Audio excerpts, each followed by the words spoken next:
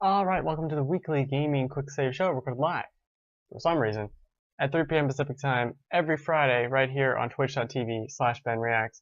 On this week's show, I'm going to talk about early impressions of the new Star Ocean, which I actually enjoy despite reviews we'll see that persist, and Game of Thrones Season 6, because as a reader of the books, I think there's a lot to discuss. But first, I'm going to take a look at some of the top stories of the week.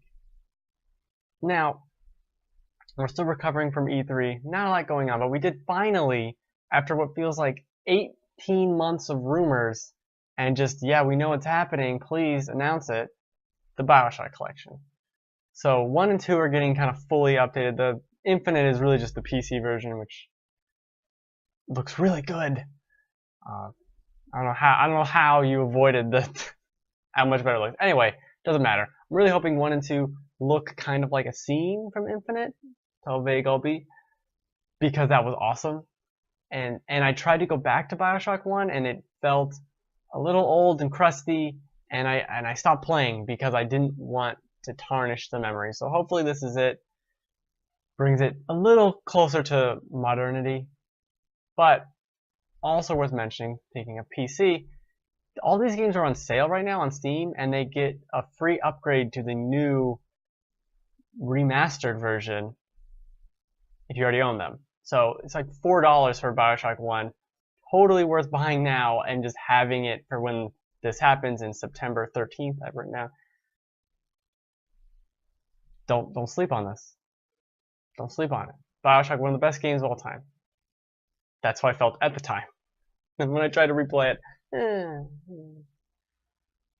On the list of weird news things that happened, some Ford dealerships stole Firewatch's art, which is interesting to me. Obviously this was contracted out, and it wasn't some grand scheme of, oh, let's steal this. It never really is.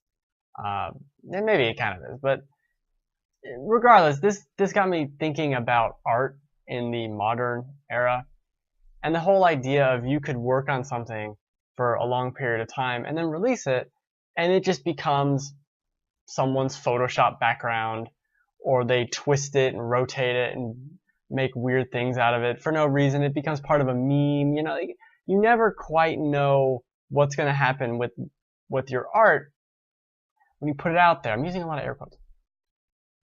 And I think that's interesting. Picasso didn't make a painting and then have to think about, well, what are people going to do with this? They're not going to do anything. They're going to look at it. They can't even take pictures of it. They could paint a picture of it. Like, that's so weird. So this is very indicative of the times, and it's very rampant, this idea of stealing. There was a story also this week of some game on Steam where I forget exactly what it was, but they stole contract work, ended up stealing some of the art from Call of Duty. It's all messed up. It's all too common, and it's going to become even harder to kind of find. This is pretty blatant, like this. But it's going to be harder to determine what is stolen, what isn't, as we get more and more stuff out there. And as Photoshop, you could just change it a little bit, and is it the same? And it's a lot of weird, interesting things that I'm definitely not the person to ask for opinions on that. I don't know. I can barely make a thumbnail. Who the fuck knows? The biggest thing to me this week is a quote we got from Shigeru Miyamoto about the NX. And so this is the totally confirmed NX Hey Arnold controller, which I'm so glad was fake. We got a couple things. So here's the quote. In terms of NX, there's an idea we're working on. That's why we can't share anything at this point. And I don't want to comment on the other companies. If it was just a matter of following advancements in technology, things would be coming out a lot quicker. I don't like that at all. This does not sound good. This is not... That is not what I want to hear. That is not a good possibility. Of this entire time I've been worried. So there's some other quotes here previously about Zelda Breath of the Wild not being, the NX version not being very different. They're basically being the same game in terms of graphics and how it runs and works. That's a weird quote. That's a weird thing to say. There's also the patent or whatever it is that lists Breath of the Wild on a disc and a cartridge. I've been worried for a while now, I guess basically since Breath of the Wild was finally revealed to have a name, that the Wii U version would be the better version. And the worry of that comes from this cartridge idea. And that if the NX is this handheld console hybrid, how powerful could it really be? Is it going to be just the same game? And if that's the case, if this is a piece of hardware that either is the handheld that's the same power as the Wii U, or it's just a handheld, or any of these weird things, what is Nintendo doing? Why is it getting to this point and being like, oh, we're just going to make a handheld Wii U? Like, that doesn't add up. There's also the thing from months ago now about industry-leading chips. What the hell does that mean? We still don't know. I would just like, for once, for Nintendo to put something out that makes sense, and this quote with "we're not following advancements in technology, we're making something different." There was another comment about them being worried of imitators. What the hell are you doing? Just make a goddamn system that isn't ridiculous. If the Wii U had come out and been almost as powerful as the PS4, or just as powerful as the Xbox One, we could be in a completely different situation. Stupid controller, tablet, or no. It could be a completely different situation to actually have some parity here. We're not asking for the games to be, for the hardware to be Scorpio levels here. It to be something that isn't so old by the time it finally comes out, and then you're going to be releasing this thing. How could this be a handheld console hybrid when the PSP had cables to plug it into your TV. There's the PlayStation TV. So this whole idea of handheld to console to TV, like, imitators? What the fuck are you talking about? Imitators? Someone is going to, okay, you talk about the NX at E3. Someone between E3 and March is going to imitate this grand invention that you think is so novel in that time and best you? It doesn't make any sense. What the fuck are you doing? I don't trust anything that you're doing. Just make the goddamn games, and this hardware shenanigans, stop being outside the box. I don't know. Is that a bad thing to tell them to do? Because they keep going outside of the box, and it worked with the Wii, but that was a fluke. That shouldn't have worked. No one likes motion controls. No one looks back and is like, yeah, that was a great thing. So what the hell are you doing? Can we just have a little bit of normal with Nintendo? They're always so secretive and weird about it that I can't help but feel worried at what they're doing. And maybe they know what they're doing. We've got about 9 months until this NX is supposed to be out, so it's happening soon. We've got to get some more information, and I just hope I'm not disappointed utterly by this. I don't know. Maybe I've finally fallen out of Nintendo. Finally, they finally lost it for me. Yeah, that's what it is. With all that, let's just get right into the topics of the week as I cry over Nintendo.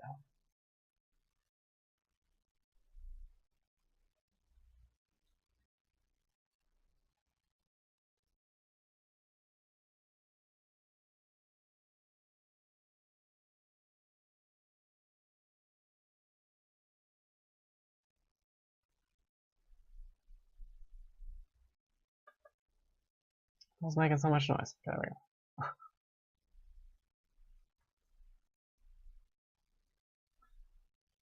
Alright, let's click on a few things. Move things over. I'm going to talk about Star Ocean 5. Now, actually play, please. Okay, so reviews came out the day of launch, which isn't that unusual.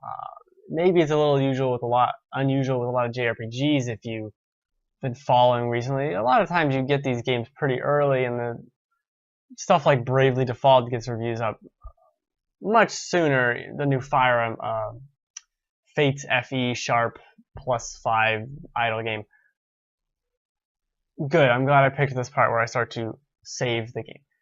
So this game reviews very middling. Very much a 5 at a lot of places. There's some higher scores, 6, 7.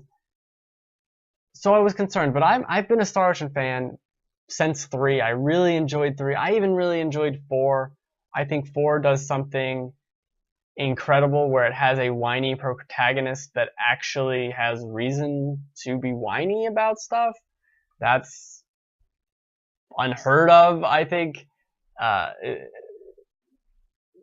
It really is. This game,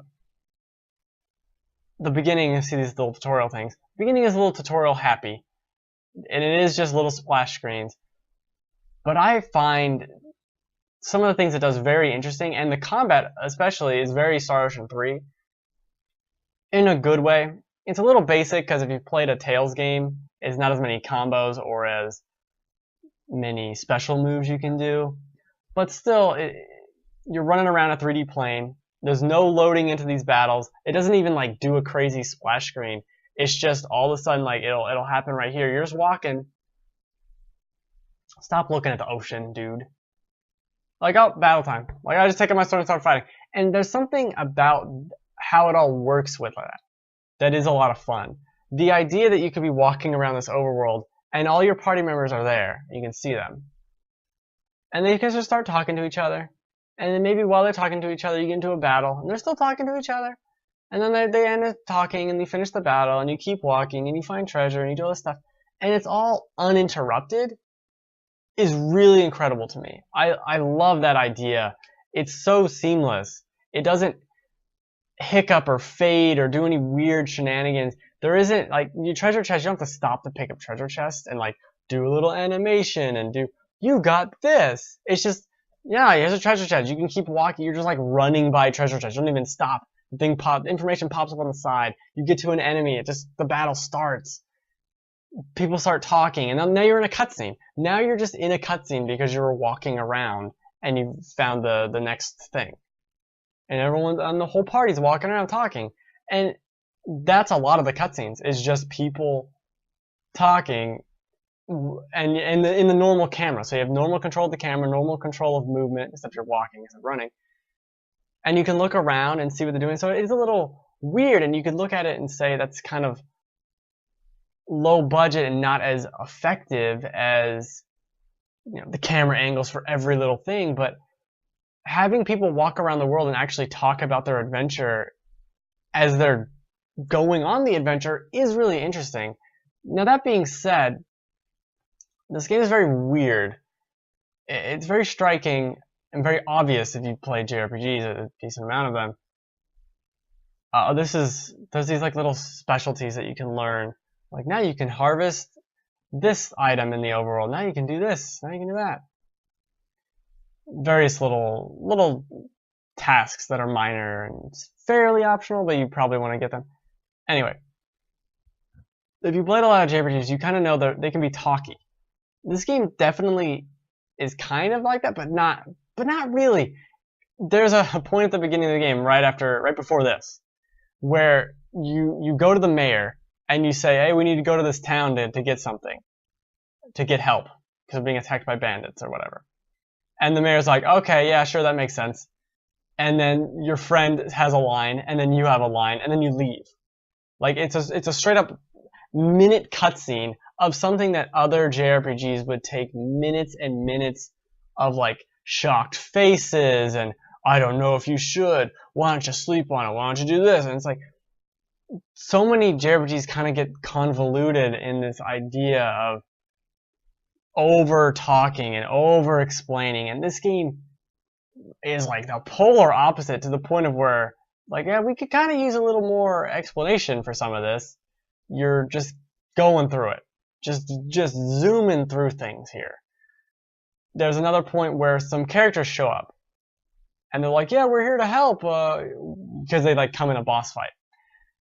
Like, yeah, we're here to help you, and such and such. And I'm like, okay, well, thanks for the help, and I guess you can come with us. I guess you're interested in what we're doing now. Yeah, sure, okay. And they just all go together. It's like, all right, well, maybe maybe this whole idea, you shouldn't be so quick to be like accepting everyone all like, instantly, right? Maybe that's not what this should be.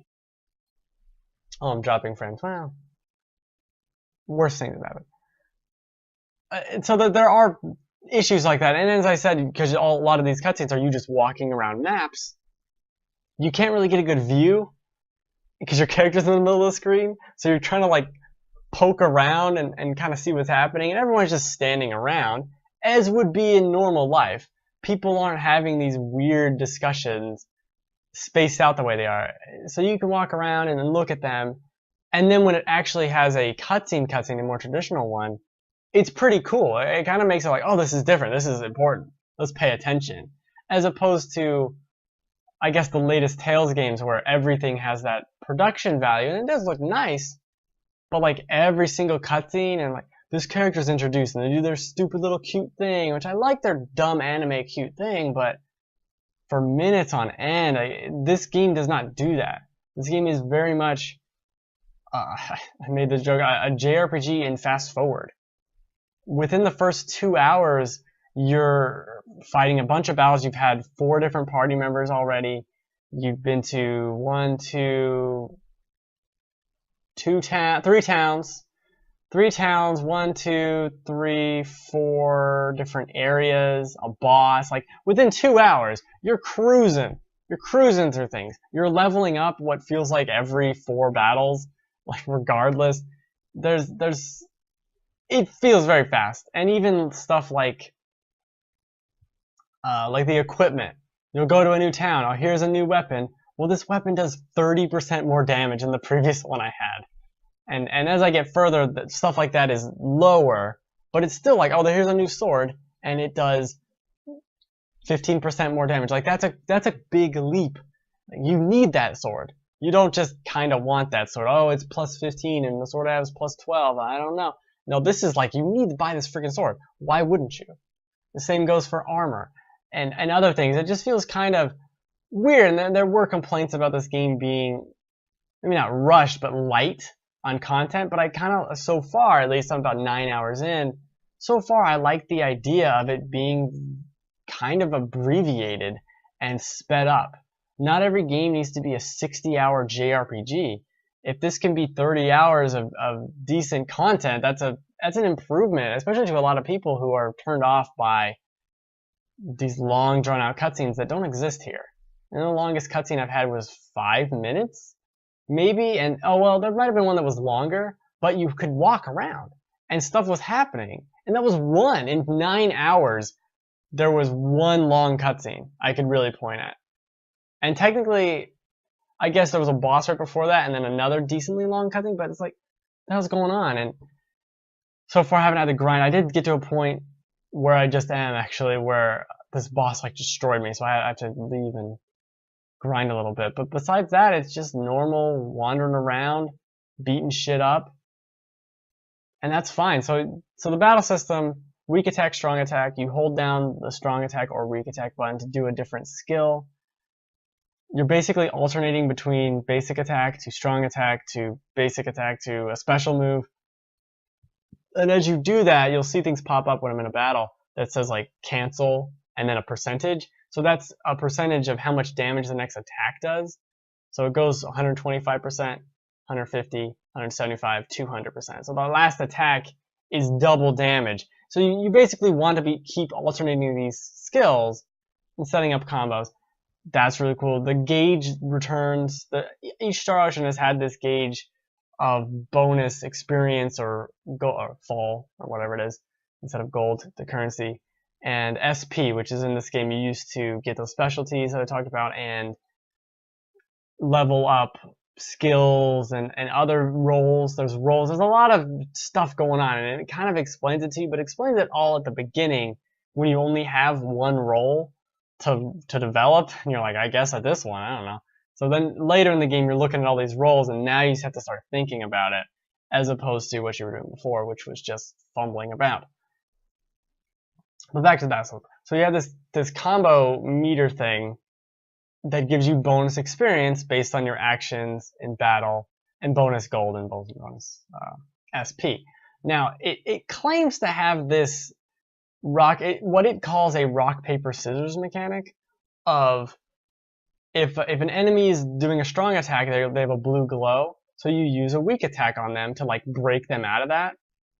But I can never get that to work quite right. So if someone's doing a strong attack, I'll like run away or block. That's one part of the little rock, paper, scissors triangle. The other part is if you block, you can counterattack. But I don't know if I have to get like a perfect block or how that works. I've gotten it to work once in the tutorial and never again. Basically, I never need to block. And because of this, I never get an SP boost from battles. So, oh well. But I can't get it to work. I don't know how it works, and there's really no benefit to blocking. Unless it's like, oh shit, he's charging his laser, I need to block this. Or I'm gonna get hit. There's no reason to be defensive. It actually behooves you to be offensive, so I don't know why they... Okay, the other part of the triangle is if someone's blocking, you can use the strong attack against it. But this triangle doesn't really make a lot of sense, and in the battle, the little tutorial battle at the beginning that this comes from, probably not the best place to explain this when you have no idea of anything. So the tutorial for the battle stuff is fine, but it doesn't really explain that very well, and it kind of offhands after the battle's over. Oh, here's this triangle thing. What? Huh? I don't know. But whatever. So this gauge, back to the stupid gauge, you can use special moves with this gauge. And this very kind of convoluted control system pops up for this gauge, where if you hold R2 and X, you activate the move. There's different levels of this move, from 1 to 5. So there's different notches on the bar. If you hold down R2 and use the D-pad, you can select the character on the bottom of the screen who's going to use this attack, this rush or something. It's like a rush. It doesn't matter. So you can pick it. And then if you press up, if you hold R2 and press up and down on the D-pad, you can pick how many bars of this meter it's going to take up. Which is cool to give me all this control, but at the same time, I'm not quite sure if I can pause the game in this little menu right there, see?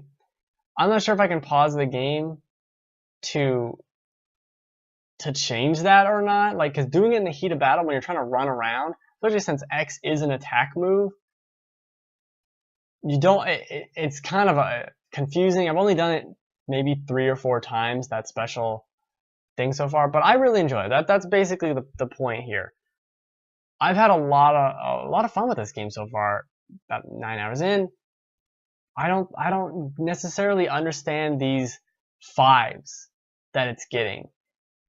There's a lot of interesting things here. I think the battle system is a lot of fun, and for me, a fun battle system in a JRPG with a decent story, which this does have so far, even if it is brief and there are leaps in logic, but so is every game has that, really, if you want to start breaking it down. So far, I've really enjoyed it a lot more than the reviews would say, and I knew I would like it, but it's just kind of nice to see a JRPG in HD finally.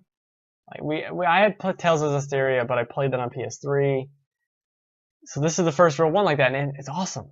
It's awesome to see these stupid, goofy anime characters in actual HD to me, and not be Final Fantasy, which is kind of has been Final Fantasy for a while. Who knows about that?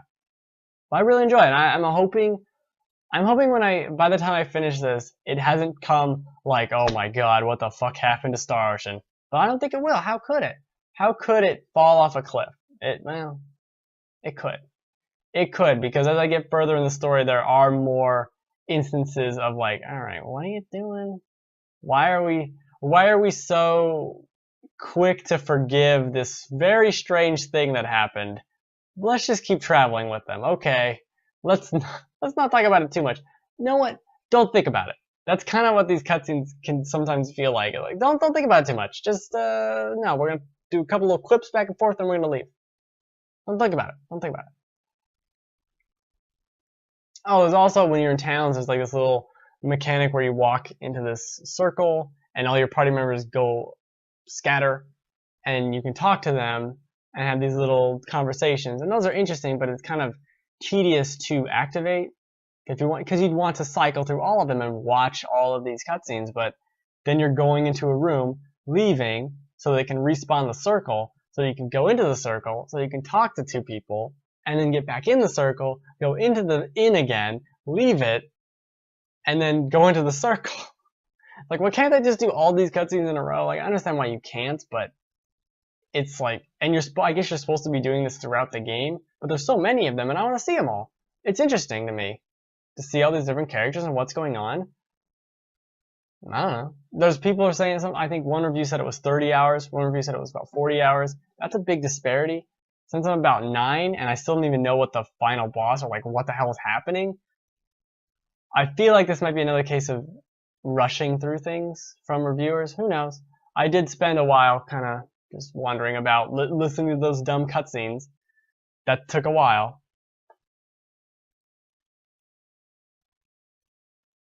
Do you think there is a little Western BioWare influence showing up in this? Seems like it, maybe. Yeah, maybe. That could just be the idea that it's in space. There are very few or none JRPGs in space. Like, well, none now. Well, there's like Rogue Galaxy, and you could say Chrono Trigger is kind of future-y, but yeah, there are. It might come from that milieu that there is space stuff going on here.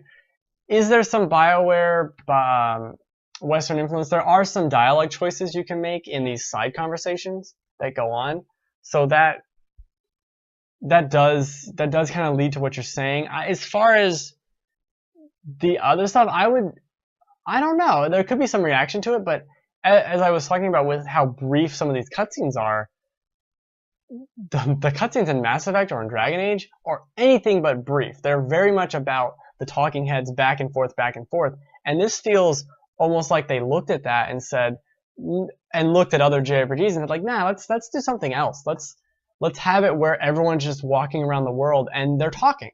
You'll just be walking around an environment and people start talking to each other, and it's not a button you have to press. It's not a go over here and find some hidden artifact and then they start talking about it. Like, no, they're just walking around the world and having random conversations as you would if you were a party of 6 people wandering around fighting monsters. Like, you'd have discussions like, oh, I'm really hungry, let's talk about this.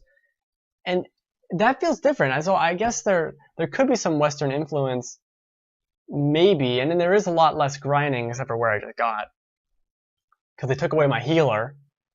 But I don't know. I don't know if there's a really, maybe a little, but not that much. It seems to me like a lot of Japanese studios don't take a lot of Western influence. They just kind of look at it and make Final Fantasy 15. Well, I don't know how you got that from that. You know what I mean? Like, I don't know how you could look. So Final Fantasy 15, if we're just gonna talk about that, was announced around the time Fallout 3 came out, let's say. And Final Fantasy 15 is finally coming out 10 years later, and they're not similar at all. Maybe some quest structure stuff, which would be very wanted. You're probably talking to each other while exploring, immediately reminded of English. I guess that's true. Yeah, no, I guess in terms of that, but okay, so that's fair. I didn't really think about it because that doesn't happen in Mass Effect. No, it does. It's not the same. No, I have to say it's not the same because there's a lot more of it here, and it happens pretty regularly. And a good 80% of normal cutscenes, where any RPG would have the shots of like this character, and then it cuts to here and like all these different camera angles. It doesn't have that. It doesn't have that for 80% of the cutscenes, maybe even more, at least where I am. It's just people talking. It's just you standing around the world and you zoom in the camera so you can kind of see them talking. Like, in that way, it does not. Because I understand what you're saying, that everyone's walking around, but that's how it does all cutscenes. That's how it does 80-90% of the cutscenes anyway. So it's less of, it doesn't even feel like a cutscene. There is no cut.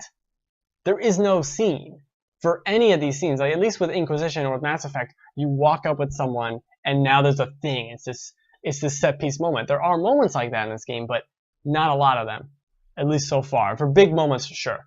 But for other moments, nah, it's just two people. It's just people talking. You walk up to a guy and you're talking, and then he joins your party. And there's no screen wipe. There's no nothing. He's just running around with you now. It all feels very cohesive in that way. And I actually really like that feeling. It doesn't feel disjointed in what it's doing. I don't know. It's kind of rambly and trying to explain it, but I do see the Western influence. I do kind of vaguely remember Inquisition walking around. The difference here is all your party members are with you. So you're not going to be like, oh, I want to take Iron Bull because I want to hear his goofy tales. Everyone's with you, and everyone's talking, and not everyone is involved with all these discussions. It's the same but different, but I think in terms of dev time, I don't think there would have been time for them to look at Inquisition and be like, oh, let's add that to our game. This probably was something they kind of had in mind. There's a lot of different ideas with what they're doing that do feel like things they just changed, and maybe a lot of people reacted to them negatively because of a lot of it didn't get received very well in Japan, and the reviews here haven't been very good, which is great because only fucking JRPG franchise that involves space is now going to be viewed as not very good. Fantastic. We don't get space JRPGs. Stop shitting on them. Unless they're actually bad. But this is pretty good. Definitely the battle system is not Western influence at all. It'd actually be nice if it played like Inquisition. That'd be amazing. Never played Star Ocean. Yeah, Star Ocean is, think of it like, well, this is a dumb example, but I got space in my brain. Think of it like Star Trek, okay? So there's Star Trek, The Next Generation, and then there's Star Trek like Deep Space Nine, and there's all these weird, but if you wanted to watch any of them, you could just pick one. You can watch the new Star Trek movies and not know anything about Star Trek. It's fine. It's kind of along those lines. They don't involve any characters. There's no callbacks besides items or kind of the world. I'll put it this way. So Fallout 4 is set in the same world as Fallout 3. But you don't need to play Fallout 3. It's all completely different story and characters and adventure. It doesn't really matter. So it's in the same space world, and there's the same space laws that the Star Ocean people have. But that's really the only thing. And the core idea of you're on this planet that's not as developed for a lot of the game is in all of them. I think they're all pretty. I haven't played 1 and 2, but I don't need to. 3 and 4 I liked a lot. 5 I'm enjoying pretty well, and I think you could probably wait and get this on sale if you're concerned about that. But no, you don't need to play the other ones. They work pretty autonomously, like Final Fantasy. I should have just said like Final Fantasy instead of giving this like 100,000 word answer. It's just like Final Fantasy. None of them are related. Oh god. I kind of wish they were related in some way, though. Well, here's the thing. Let's spoil Star Ocean 3 that came out 15 years ago. Star Ocean 3 is weird because you spend a lot of that game unknowing that you're in. You spend a lot of Star Ocean 3, like the big plot twist of Star Ocean 3, which I hopefully no one will play. Doesn't matter. Is that you're in a simulation. Like, the entire universe and world that you're in is a simulation of another spacefaring world. Like, it's an MMO. You're in an MMO thinking you're a real person. And then you get out of the MMO somehow. Like, there's a lot of weird shit going on. So, like, you couldn't tie that in to this game. Like, it doesn't even make sense. And because the universe is so vast, why place them all and limit them like that? That's basically how I'd say. Been craving a new JRPG. I agree. I have definitely been craving a new JRPG. I think Xenoblade Chronicles X was the last JRPG I played. I was going to try and play Lightning Returns, but I never got around to it. But I I really enjoyed the first 30 so hours of Xenoblade Chronicles X. It's definitely a very different game than this. This is more traditional. Xenoblade is open world crazy town, and that's fun. That game has even weirder problems though. I think that game has more problems. I know people really liked it and whatever, but I wasn't super keen on it. Especially at a certain point I was like, I just want to finish the story, but I have to grind to get there, and like leveling up doesn't feel right, and you're zooming around the world and something finds you and then it follows you forever and just kills you. I don't know. I'm liking this so far, but I'm only 9 hours in. Have to see how to see if it all shakes out, because I did really enjoy Xenoblade for like the first 20-30 hours, and some people get sucked into it though for 200 hours, and that's great. No, I'm not playing a game for 200 hours anymore. Not that. Not Xenoblade. No. But yeah.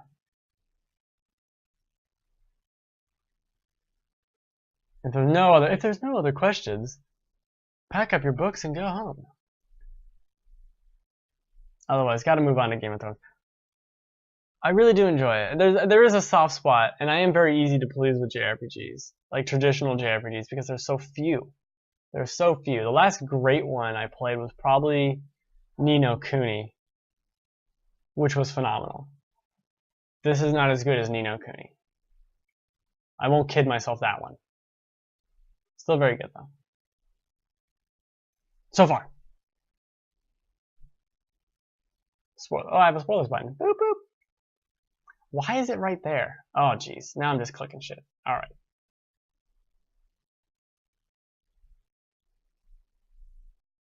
Yeah, I love Ni no Kuni. That's a great game. We're just going to talk in my loading screen now about Ni no Kuni. Ni no Kuni is phenomenal.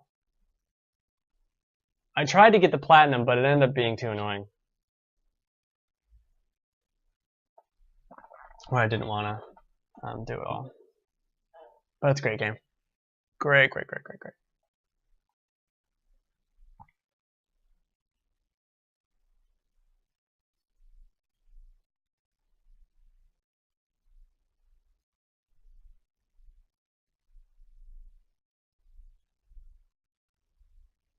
Okay, moving from JRPGs to something completely different. But something I want to talk about. Sorry, not JRPGs. And not Star Trek 5. That's still the text on there. So this is the wiki for Game of Thrones on the left. This is exactly, this is how it has to work.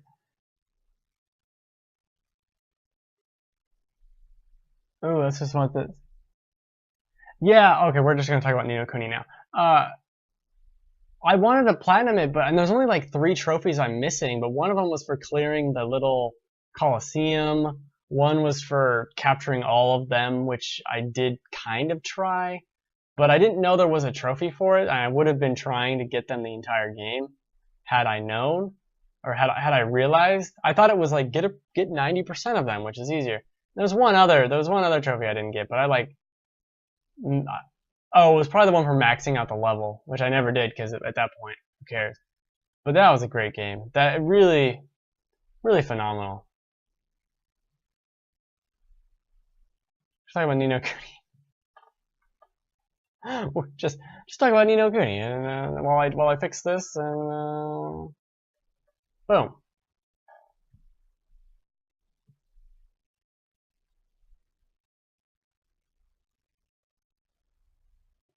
Oh yeah, there were a bunch of rare drops. There's this one route towards the end of the game where you need to get these like tomes or something, or scrolls, and they're only in this one area, and they're only dropped by this one enemy. And I spent hours there just getting this stupid drop, and it took forever.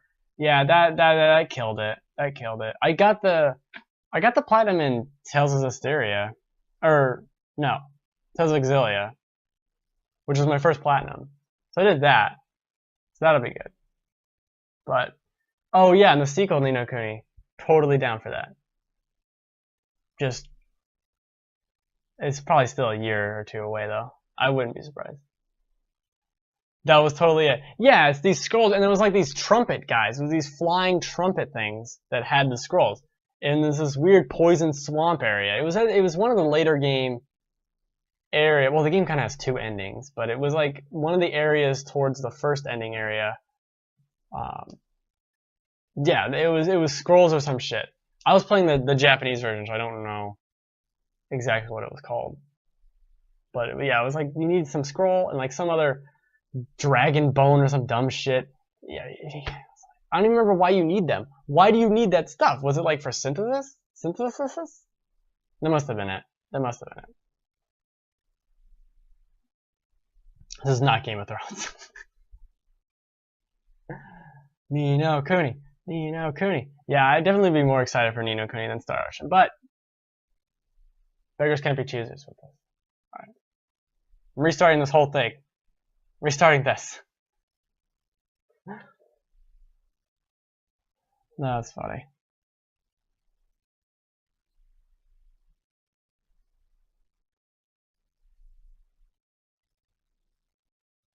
Alright, talking about Game of Thrones. Now, no more JRPG stuff.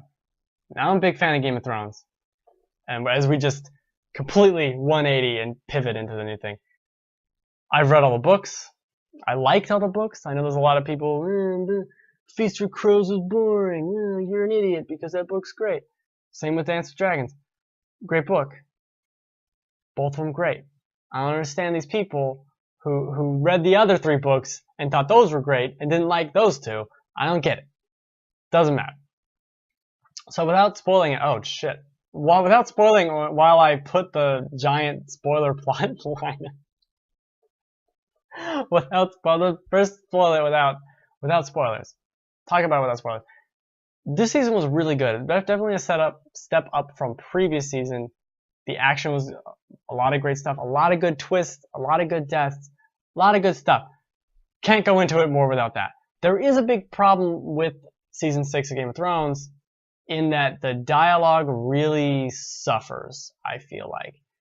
Especially at the beginning, there's a lot of characters that just say dumb shit that I don't quite understand why are you saying that? And there's a lot of stuff with, what's-his-face, Braun, that is like, oh, you just had him here so he can make a dick joke. Okay. I guess that's cool. I guess that's nice. I don't know. Is that nice for people? I don't think so. So that's disappointing, and I think that definitely harkens from there's no source material anymore for some of this. For a lot of this, actually. But so like a lot of the best lines or the best speeches and all that were because of they were taken from the book. And now they're not here.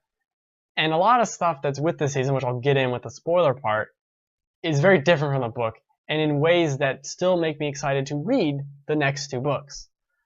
There are people saying like, oh, I watched this season, why would I read the books now?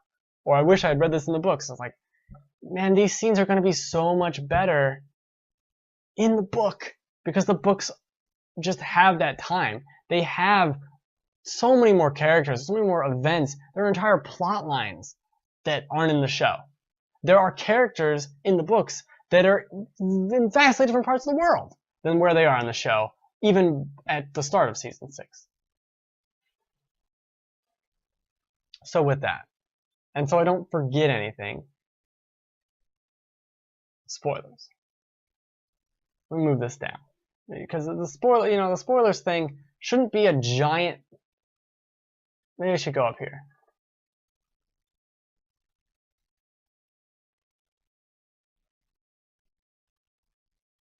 Would I recommend the show? I would recommend what I did with the shows and the books. As I move this up, and then right here.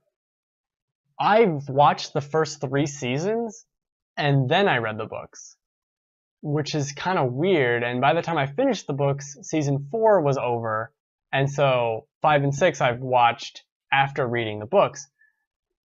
I would almost recommend that. I would recommend watching maybe the first season, and then if you really like it, read the books. Because the books add so many more details and things to it that you're going to be interested in, and you're going to want to see, and it helps to have the show already. So you have an image in your mind. Well, I have a stroke of characters. So like, oh, Ned Stark looks like this. That's who this is. That's Jaime. That's Cersei. That's like all these characters. You'll have an image of them in your mind from the show already. So you know their names, as opposed to if you just started reading the books, you might be like, okay, well that's that guy. I don't really, alright, I guess he looks similar to, I don't know.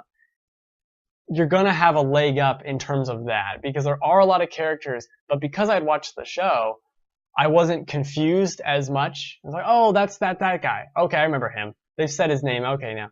And actually from from reading the books, I definitely get more out of the show. There's like no scenes where I'm like, who's that guy again? I'm like, oh, that's so-and-so's brother.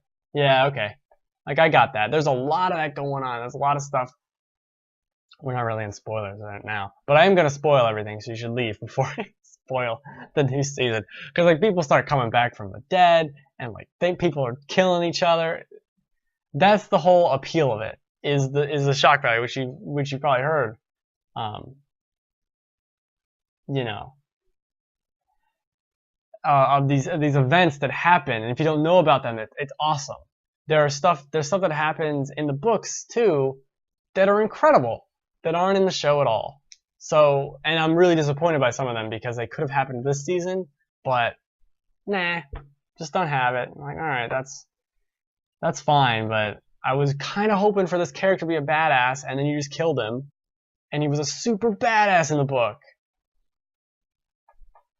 Like, why? Why? There's a lot of bad, especially with the books. There's two specific, let's just say countries, the Iron Islands and Dorne in the show, that are handled so poorly in the show that they make them look stupid and uninteresting and horrible. But in the books, they're handled incredibly well and are actually fleshed out and interesting. It's definitely worth kind of doing both if you're super into it. You can get the books; they're not expensive. They're long, but if you're I don't know, not super lazy and don't mind reading, I don't find them difficult to read or anything like that. Maybe because I watched the show first. That could be it. But I definitely remember doing that. But now I'm going to start spoiling everything, so don't watch the spoiler part. Fates of key characters. What's this?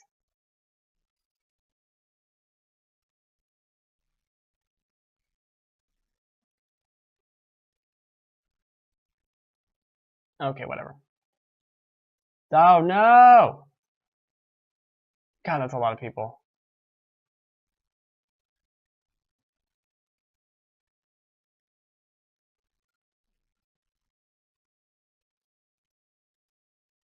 Yeah, if you want to watch the show, spoiling season 6 is not a good place to start. You could be like, well, these people, it's like completely different people that are dying. Or I don't even know who the fuck these people are. Yeah. Thanks for hanging out, though. Sorry to shoo you away, my only person paying attention. But I want to talk about these spoilers. There's a lot of cool stuff going on. So it starts now, for your warning. Okay. So this first episode was good, and I think the show starts out on a very, very good note. There's a lot of people dying in it, kind of excessively, to the point of like, oh, this scene, let's just kill this person, and then it cuts to the next scene, and then they'll kill this person. Like, all right, okay, could we space these out a little? It seems like you're just killing a bunch of people for no reason, without a lot of context, especially with Dorne. There's several, what's his name? Well, Trystane, and then Doran, and Arohota, which is awesome, and you just kill him, and he's a badass warrior, and he just dies, like, super instantly. Fucking bullshit. Bullshit. How could you... He like, jumps off a horse and slices a dude's head off in the book. Incredible. Where's that in my show? Where's that cool scene? No. Maybe he wasn't on a horse, but he definitely did some cool shit. It doesn't matter. It doesn't. A lot of people, a lot of Dorne stuff happens there that's not explained. And if you read the books, you kind of like, oh, okay, I could see this happening with a couple characters that aren't in the show. Well, one, Ariane, or it's Doran's daughter, who isn't in the show. It's a mess. It's a giant mess in my brain now, too. So there's a lot of stuff going on in this, and a lot of this beginning stuff starts with Jon Snow. So like everyone knew Jon Snow was going to come back. It was so obvious, even from reading the book, like how Dance with Dragons ends is literally Jon Snow stabbed to death, and then an epilogue. An epilogue, which by the way kills a character that only just died at the end of this season. So it's kind of like a weird timeline thing going on here. So, I play with my hair. There's fun stuff with Ramsay, which again is better in the books. Whatever. We have some problems. This is where things start really splitting from the books, with Brienne meeting Sansa, or however the hell you want to say any of these people's names. I don't even fucking know. I don't even care. Because Sansa is in the Eyrie still, floating around there in the books. She was not married to Ramsay in the books. That was Arya. But not Arya. It's Jane Poole, Sansa's friend, pretending and forced by the Lannisters to be Arya. Which is much more interesting and leads to a much more horrific bedding scene. If you thought that rape from last season was bad, in the book, I was reading it going, this straight up ain't gonna be in the show. This is not how it's gonna happen, because it's twisted. It involves Reek getting involved. Put it that way. So that's neither here nor there. I think in the book, Sansa's gonna show back up with the Eyrie Knights of the Vale army with Littlefinger to help take back Winterfell. We'll get back to that. That's where she's gonna show up and join up with Jon Snow. That's how it has to happen. Because otherwise it's gonna be Reek and Jane Poole, and they'll probably go to the Wall. Maybe with Brienne. Like someone has to explain to Jon what happened that isn't Sansa, and get him over there. And it's not gonna be. It might be Theon. Did I say Tyrion? Theon. A lot of names. So anyway, Ramsay kills some more people. Yada yada hula do. The Iron Island shit.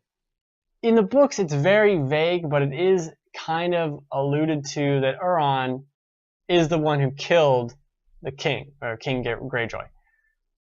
But it's not shown explicitly, and you're kind of like, well, did he? No one saw it. And in the show, it's like, nah, he did it.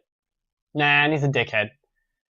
So much better in the book. This is another case of Dorne being just bungled in the show, where in the book, they actually talk about this. The King's Moot is a whole thing that happens. It's not just a bunch of doofuses on a beach just chatting. Not to mention, I don't remember where Yara, who has a different name in the book, which I forget at this point. I don't remember where she is, and certainly Theon isn't over there because he just escaped. Like how the events happen in the book is this Kingsmoot shit happens, and they like start traveling to Meereen, and then Theon escapes. So I don't know where he finds Yara, or how that works out, or if he even ends up over there with Dany. I don't know. This is exactly why I'm saying I'm still going to read the books, because how the fuck does any of this happen? I feel like the show is cutting a lot of corners and just tying people together, because the book has a tendency to split off characters. Like, oh, here's this guy. He's going way over here all by himself, and he meets a couple of new characters, and the show's not going to do that. The show is not going to add 5 new characters. Young Griff, Papa Griff, Randa, Hippogriff, random priest lady. It's not going to add those characters, clearly. And people have said this does not bode well for young Griff and the entire plot line being meaningful to the plot. I think it still could be interesting. It's obvious he's not going to win, I guess, now, because he's not even in the show. Unless he pops up out of nowhere. Also, I was kind of hoping for a Lady Stoneheart at the end of the season. We'll go back to that. So anyway, Iron Islands, trash. They did not do a good job. Some of that stuff was cool to see, but they did not do a good job of it overall. It was like 2 episodes, and then they sail on boats, and I don't know. It was just whatever. Yeah, you know what I mean? And then we get, okay, so we have Danny's storyline, which was also too quick. She's dumping fire and killing a bunch of people. The season's moving. It's moving too fast for me. There's a lot of stuff that I feel like could have been, I guess maybe that's the wrong decision, but I would have dragged things along. I would have dragged things more along.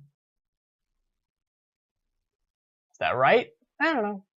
But I would have done it. We got to see we finally get to see, so overall we finally get to see the origin of Jon Snow and his parentage, which I already knew and already figured out feels like 2 years ago now, that Ilyana and Rhaegar are his parents. So I think that would make him siblings with Dany or her cousin. I'm iffy. I'm iffy on that. I have to look at a family tree, but it's something like that. They're either brother and sister or half brother, half sister, or cousins. I think they're cousins though. It's a mess. So that was nice to finally see. I don't think those were handled super great. The actor they got to play young Ned Stark looks kind of goofy, but whatever, I guess. Was there young Robert? No, that would have been cool to see. They were fighting together. It doesn't make sense how Rhaegar would take someone to this tower and leave 3 people outside, and then you send a band of 3 people also to rescue them. I don't know. Weird. Then we get Rickon, who comes back. Osha's there. That's why they changed her name, because her name is Asha, I believe. Asha Greyjoy in the book. But they have Osha, so they changed her name to Yara, I guess. It's a fucking mess. It's a giant mess. And Podrick. That's the thing with this season, is like characters like Brienne or Sam, they appear for 2 episodes and then they kind of just disappear. Maybe they come back for another one and then they disappear again. Really underutilized. It's very weird. In a show that was book 1 is season 1, book 2 is season 2. And then it started splintering, where book 3 was 2 seasons. And then you get to season 5 and it's like combining 3 books together and mixing them all up. And now this one's all mixed up too, but it's finally ahead of the books. And I bet this basically takes us to almost the end of Winds of Winter. Except for some of the events already happened. Like, it doesn't even make any goddamn sense why it took Sam the entire season to get to Old Town, but Varys can travel from Meereen to Dorne and back in like no time at all. Is he taking a dragon there? Like, I don't understand how some of this stuff happens so quickly, and it doesn't make any goddamn sense. And Loras, well, I just see random names on the side here. Loras is sent to Dragonstone to take it back from Stannis, who is still alive at the time, and he gets hot oil poured on him, and he's in critical condition. Not arrested. This whole arrested thing, also, there's some more context in the book, and there's a lot of, it doesn't really get into it in the show, of like what they did. Like, could you tell me what they did? What did Cersei do? What did she accuse Marjorie of doing? Because I know what she did in the book, but in the show, was it the same? I don't even remember, because they never talk about it. They straight up have her locked up for the entire season almost, and never really say what she did. It's like, you want to confess to your crimes? It's like, and maybe they say adultery or something, but that was basically what Cersei did in the book, was set up all these witnesses to lie and say that they slept with her so that she would be some weird whore person. And then I forget, Cersei gets accused of sleeping around with Jaime and doing all this other shit. It's a whole mess. So I understand why they simplified it, because it's a mess. Okay. And then we get to Hold the Door and Hodor. Now, this is where things get pretty interesting in terms of time travel and what exactly happened. Because it seems like Bran warged in a memory, warged into Hodor. Yeah. And basically gave him his name and ruined his life, thanks Bran. But I don't know what that means or what implications that could have, because if he starts being able to mess with time, it doesn't really make any sense. It actually creates a lot of loopholes. Or plot holes, not loopholes. It creates a lot of plot holes into, hey, well, I am spoiling the shit out of Game of Thrones. So, and the books. So yeah. I didn't watch Game of Thrones. I'm sorry. But I have to talk about people who died. Game of Thrones is amazing. You're always coming in here talking about Orange is the New Black, which I'll get to one day. But Game of Thrones is awesome. And go read the books. Just go away and read the books. This sets up a lot of stuff for why didn't the Three-Eyed Raven, if you can control time, if you're the three can not control time, but like manipulate it a little bit.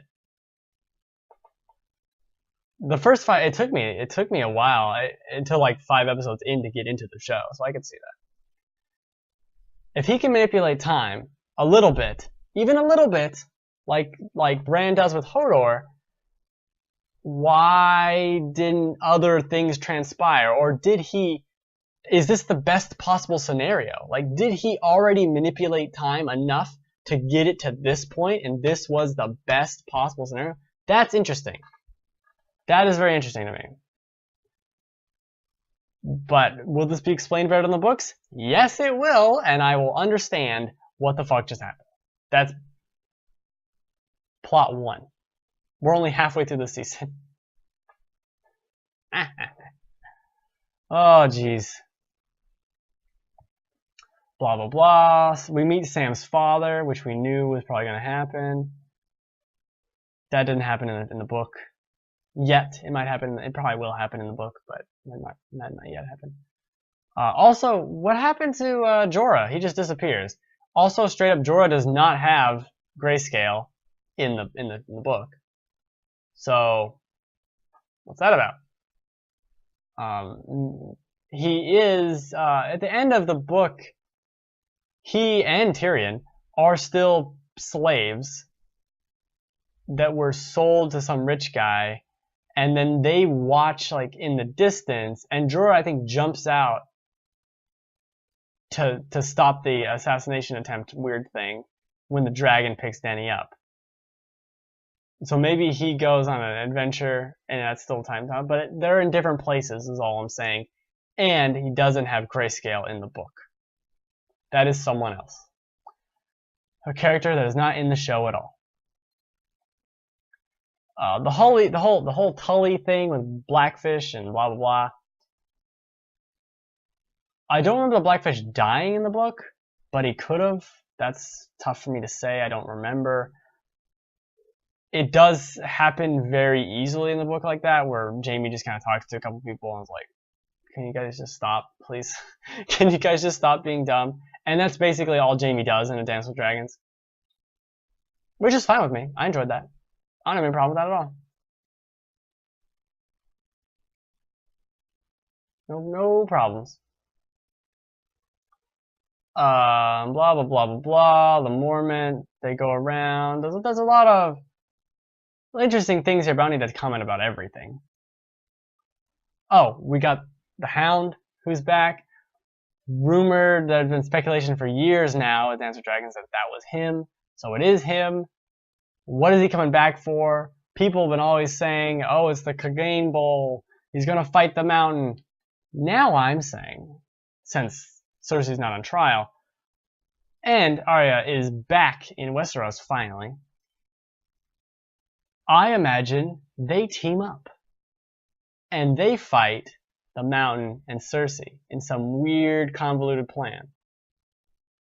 Otherwise, why bring these two characters back? It doesn't make sense for Arya to go to Winterfell. Maybe it does. But she's kind of broken and damaged. That's interesting. So that's the most exciting thing going forward, is what happens to Arya now that she's back. Does she return to Winterfell and all this shit? That's the most interesting thing. Alright. Blah, blah, blah. Brienne's here. Can I get the audiobook? I mean, you can do whatever the hell you want. I'm spoiling everything for you.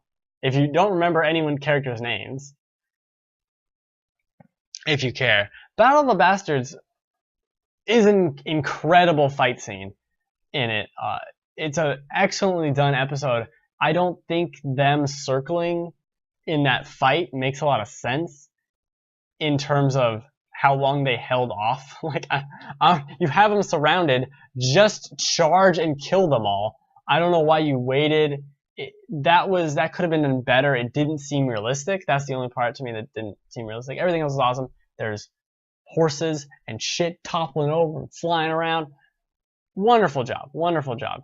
Then we get to the end, which was a fantastic season finale. We got a lot of people dying. We got Dany finally going back to Westeros. That's great and all. But I can't help but wonder with the whole, what is it called, Dragonfire or something? I can't help but feel that blowing up the church and killing all those people wasn't an easy way out to get rid of them and to end a plot line, right? Because you have to understand who dies in that. The church leader man, whose name I forget, he's dead. Marjorie's dead. This causes the king, what's his name? I forget his name already. He's dead. He jumps out a window. Kevin, Cersei's uncle, who was the king of the hand and kind of took over and pushed her out of power, he's dead. Not killed that way in the books. Killed by Varys. So he's dead. Lancel Lannister, dead. What's his name from Highgarden, dead. And the other guy, who's already talked about earlier, dead. This is like 6 people all dead about the same event. And it seems like such an easy way to be like, all right, let's get rid of all of Highgarden. They're just destroyed, and now they're forced.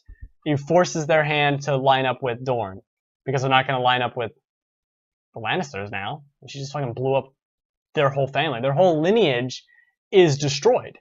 There's no one alive, except for in the book, there is another brother who like was injured and so he can't walk or something. I forget exactly what his problem is, but no one's like, he's not really a war guy.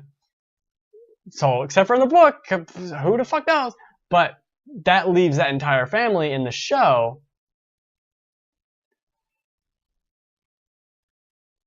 What the fuck are you talking? Do you think George is gonna... George who? No, we're not. You get your Brexit out of here. It's all about Game of Thrones. This leaves Tyrell people all confuggled.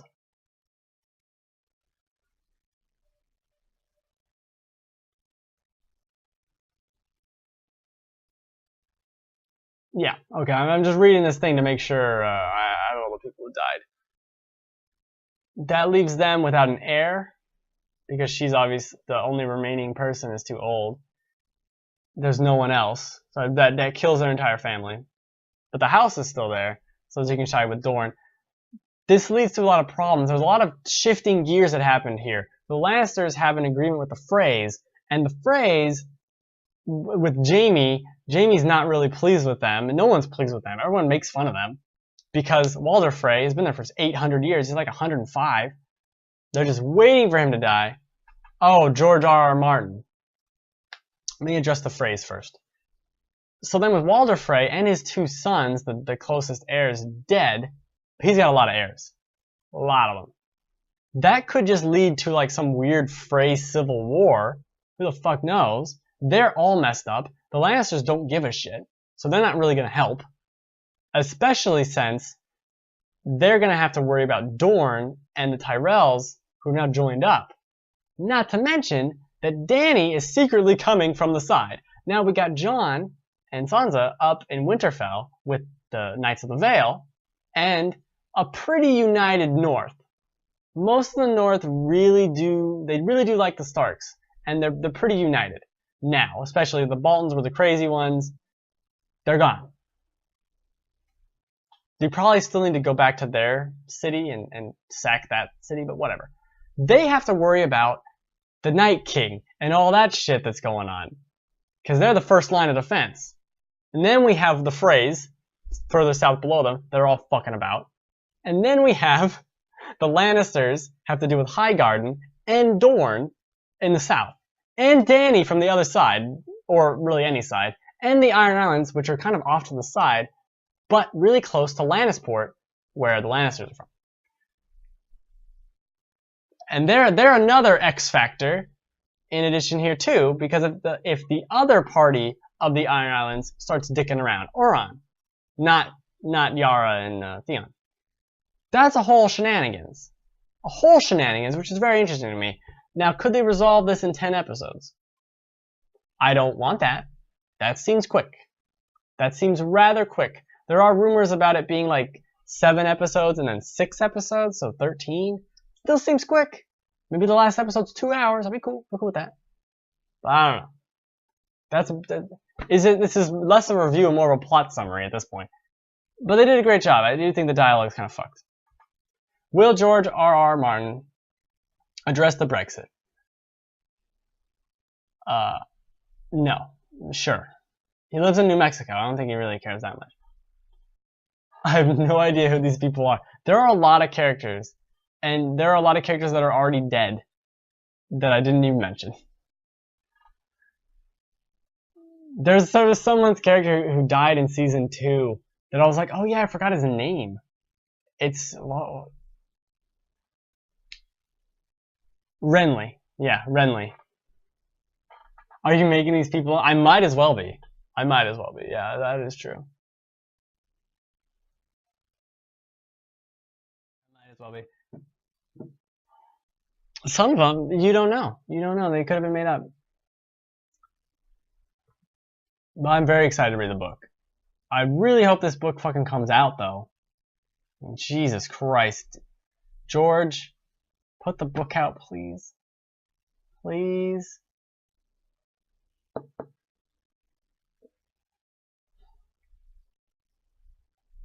Alright, what do you want to talk about? You got 5 minutes. You got 5 minutes or I start making up more characters. I'll take the spoiler tag off. Where'd my mouse go? Oh no. I'm gonna look up, here we go.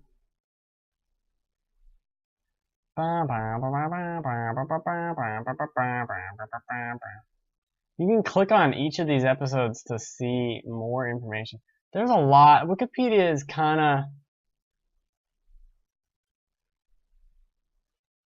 out of control.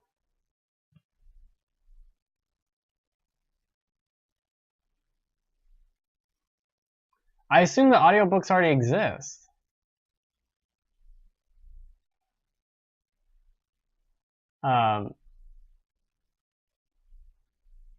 They're not in the Dothraki Sea. Oh yeah, they are. That's true.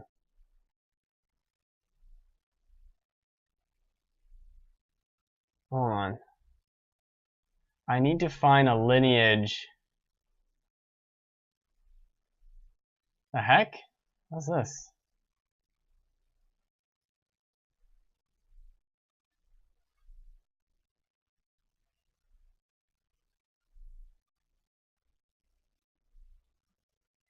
Oh, this is the Telltale. The book hasn't even been announced to have a date, so I imagine it'd be the same person, but I have no idea. I have no clue. Look at that. 2000, okay. 2000, then 2005, then 2011, and now we're gonna get to 2006, or 2016, 17, oh geez, please. Nephew, okay. Perfect. So yeah, oh, I guess the spoilers can go back up, but oh, yeah, I don't know how lineages work, do I? That wouldn't be cousins. That would be, yeah, nephew. So Jon Snow would, it's like her aunt. He would technically be first in, no, a bastard wouldn't be. Well, no, he'd be trueborn. That's confuzzling. Why do you care if you only read, if you only saw the first 5 episodes? Why do you care about the audiobook narrator for the 6th book? What is this weird conspiracy? I have never stood in line for a book, and I ain't gonna start now. I will. Haha, I will. Haha. I will just order it on Amazon and make sure it gets there when the day it comes out. That's what I'll do. I'm not gonna stand in line. Where would I even stand in line? I gotta go to a store? Nah. I'm not gonna stand in line. Something like that. This is a book that'll take you like a month and a half to read. It's not gonna be no quick book. Unless I just spend all my time reading. Oh, you're an audiobook guy. No, I'm not an audiobook. Because what else am I doing? I need to be listening to something, right? And doing something else. But anything else I'm doing, like if I'm playing a video game, I feel like I couldn't focus on the book as much as I'd want to. And I like flipping pages too. That's all. I'm dumb. I like flipping pages. But God, that book needs to come out. Let's look at the novels.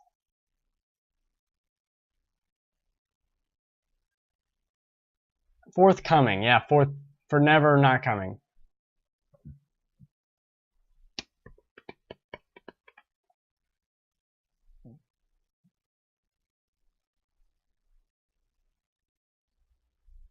I'm going to open with 2 big battles that I was building up to. The battle in the ice and the battle in the rain. Yeah, okay.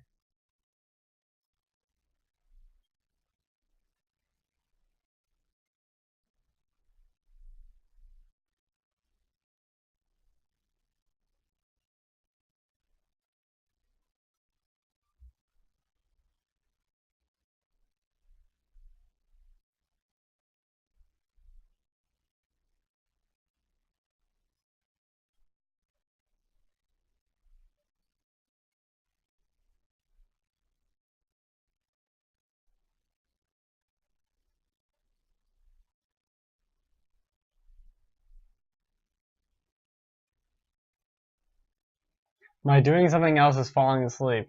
I'm just reading. At this point, it's just watching me read a Wikipedia page. I kind of got sucked into it. I guess that's cool. At this point in my life, I just fall asleep like that. I'll fall asleep right now while reading this Wikipedia page about shit that's never gonna come out. In early January, blah blah blah, had not met the end of your deadline. Yeah, okay, obviously. Still months away if writing goes well. And that was in January.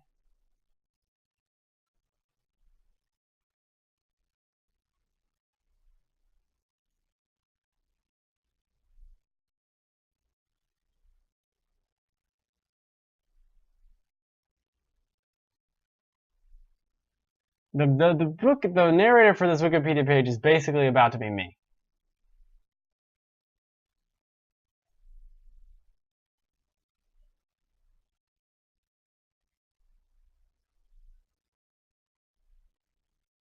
No, still hasn't finished the book. This is so, I mean, this is, just write the goddamn book! Let's just look at this. Nothing.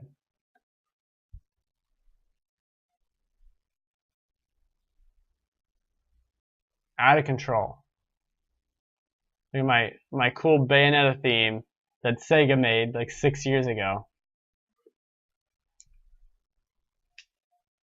I don't listen to, no, I don't listen to audiobooks. I listen to a lot of podcasts while playing games though, and do that. That's basically what I do. In lieu of music and all that shit, that's what I do. This is very boring, very dry material we're doing now. Very dry. Very, very like, oh, let me read a Wikipedia page. There's something on my finger now. Let me just play with that for a couple minutes. Okay. Yeah. It's very hot in here. This chair sucks. Merry Christmas, I guess. Merry Christmas. No, well, I'm gonna start doing playthroughs of the various Mario games instead of just playing Mario Maker. I'm gonna go through maybe most of them, but more specifically Mario 64 because I've never really played it, and hopefully I'll get to piss a bunch of people off. Why don't you know how to jump through the thing? Oh, because maybe Mario 64 is not very good. Maybe that's why. Maybe that's why. Krusty for no, I'm not touching Simpsons because I'll immediately get some kind of like you can't put this up on the internet box.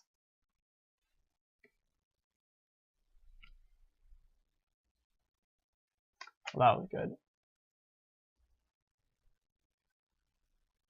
No, we'll call it here. It's so hot, so hot, dying. Can't watch nothing.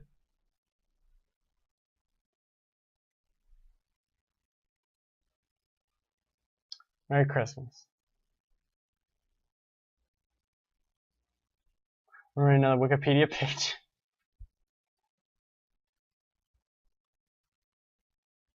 Here's how I'll end it. Watch the Spanish version. That's not how this works. They'll do a visual thing. Oh, here you go. Random article. Oh, Cassiopeia or whatever. It's a star constellation. Not interesting. Definitely not interesting. Polyvinyl record co-artist. That's what I wanted. Trafalgar.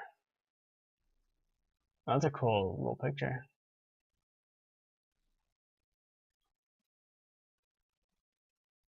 Do you think we have too much information? I think we might have too much information. We have too much information. What? Okay, let's make an entire Wikipedia page as a sentence.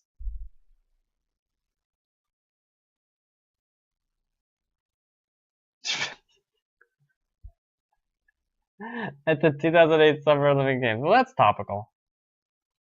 That's pretty topical.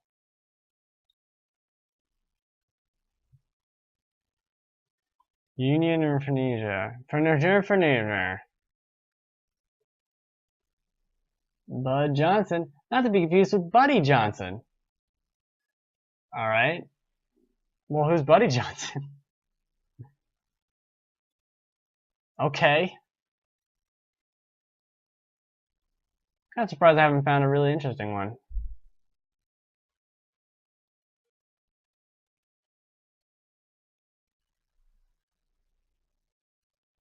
Nope. Kickboxer. Horizontal plate. Palatine bond. Alright. Sure. The fuck is that? No. No.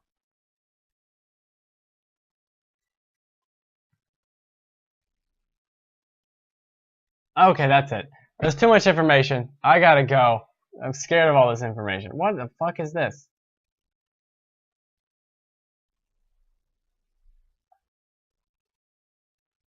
I don't like it. Nope. Nope. No!